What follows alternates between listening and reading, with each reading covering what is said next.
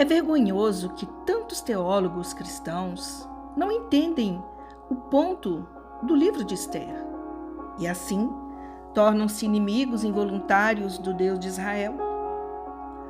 O personagem trágico de Amã representa o arquétipo bíblico de todos aqueles que se recusam a reconhecer o amor fiel de Deus pelo povo judeu. Aqueles que desconsideram essa mensagem estão impugnando a fidelidade de Deus.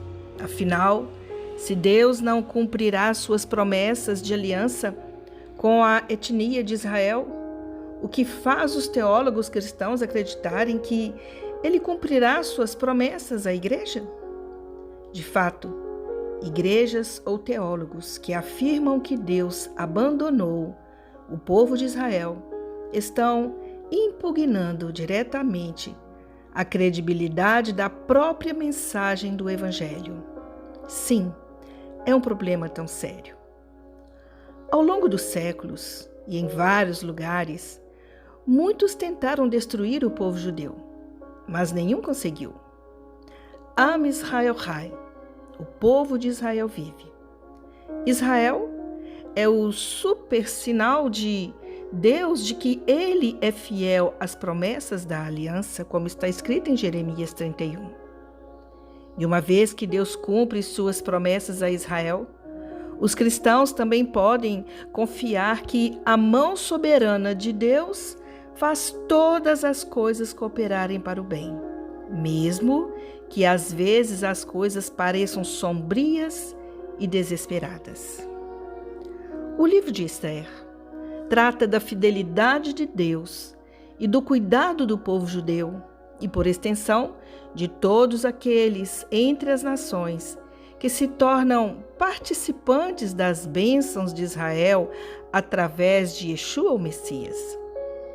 O escândalo do livro gira em torno do escândalo da eleição, ou a ideia de que Deus pessoalmente escolhe algumas pessoas, por razões que são inteiramente dele, para serem os recipientes de seu amor pactual. Os judeus são chamados de povo escolhido, Am Segular. Assim como os cristãos são escolhidos em Yeshua antes da fundação do mundo, como está escrito em Efésios capítulo 1, versículo 4. Em ambos os casos, notamos a prerrogativa soberana de Deus para escolher aqueles que estão em relacionamento com Ele.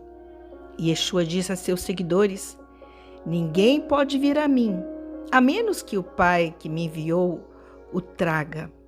E ele também disse: você não escolheu a mim, mas eu escolhi a você e te designei.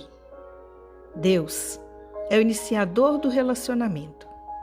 Ele é o mestre do universo e o Deus dos espíritos de toda a carne.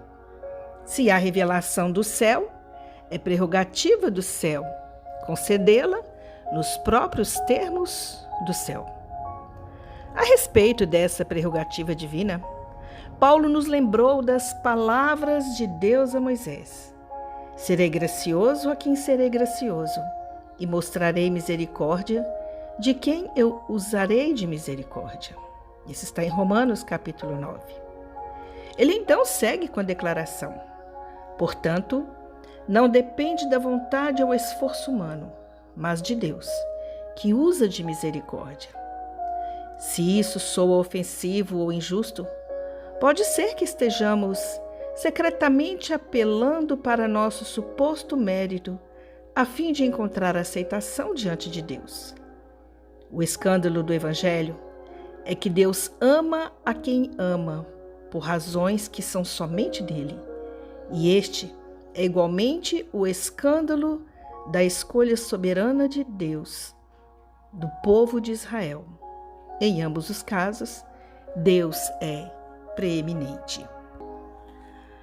À luz do que já dissemos, é evidente que os cristãos, isto é, aqueles que amam e servem o Rei dos Judeus e que creem que o Senhor Deus de Israel é fiel à sua palavra, devem de fato reconhecer o valor do livro de Esther e celebrar o feriado bíblico de Purim.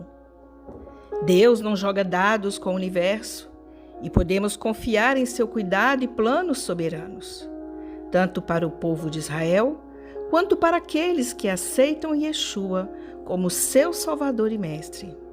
Purim é um tempo para celebrar que o Senhor Deus de Israel é o nosso Rei soberano, nosso fiel protetor, nosso magnífico Salvador.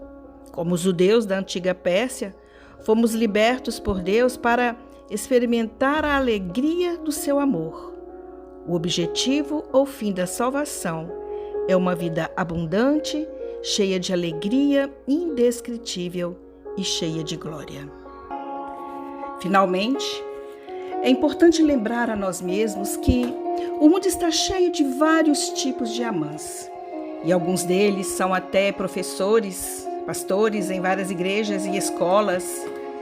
Devemos estar atentos. Amã acusou os judeus de serem diferentes porque se recusaram a se submeter às reivindicações ilegítimas de autoridade. Há um certo povo espalhado e disperso entre os povos em todas as províncias do seu reino. Suas leis são diferentes das dos outros povos e não guardam as leis do rei, de modo que não é proveitoso ao rei tolerá-los. Se for do agrado do rei, decrete-se que sejam destruídos. Isso está escrito no livro de Esther, capítulo 3. Os príncipes desta era, os políticos do mundo e seus executores, muitas vezes são rápidos em aceitar a mentira de que aqueles que se submetem à autoridade maior do Senhor, Deus de Israel, devem ser considerados inimigos do Estado. Amã é claramente um tipo de anticristo, substituto do Messias, que deseja ver o povo judeu exterminado de uma vez por todas. No Novo Testamento, sabemos que em breve virá alguém que é a personificação desse espírito de Amã e de Hitler e de todos os outros assassinos antijudaicos ao longo dos tempos. Este é o homem do pecado, ou o Messias do mal, como está escrito em 2 Tessalonicenses, que intermediará a paz no Oriente Médio e fingirá ser amigo de Israel, mas que acabará por traí-la e tentar tê-la totalmente destruído. A tentativa final de Satanás de fornecer a solução final será frustrada, assim como a tentativa de Amã foi frustrada. Seu plano cairá como um bumerangue sobre sua própria cabeça, assim como o plano de Amã caiu sobre ele. E ele e seus filhos serão todos enforcados na forca, assim como Amã e seus filhos fizeram. Quando Yeshua retornar no final da grande tribulação, ele destruirá o Messias do mal pela palavra de seu poder e libertará fisicamente Israel como seu legítimo rei e senhor. O tão esperado Mashiach ben David, o Messias, filho de Davi, de Israel, será claramente revelado e entendido como sendo o próprio Mashiach ben Yosef, o Messias, filho de José. Então, e somente então, Israel experimentará a verdadeira libertação e salvação de Deus, e a alegria desse Purim será como nenhuma outra. Este ano, Purim é comemorado nesta segunda-feira, dia 6 de março, ao pôr do sol, ou seja, no dia 14 do mês de Adar, um dia após o lançamento de dados de Amã indicar que o dia 13 de Adar era a data mais propícia para exterminar os judeus da Pérsia.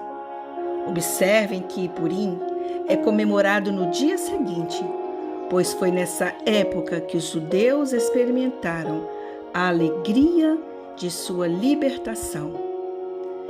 E nós sabemos que essa festa, ela traz para nós a lembrança de todas as vitórias que nós também já vencemos, das lutas que nós vencemos, Então celebre com alegria essa festa, lembrando que nós temos um Deus que, mesmo que Ele não se mostre, como diz a história de Esther, mas é um Deus que vê todas as coisas e pode ter certeza, Ele nos dará a vitória em todo o tempo. Que o Senhor te abençoe. Eu desejo a você um Hag Purim Sameach, que você possa celebrar com alegria as bênçãos do Senhor na sua vida, para a glória do nosso Senhor Yeshua. Amém.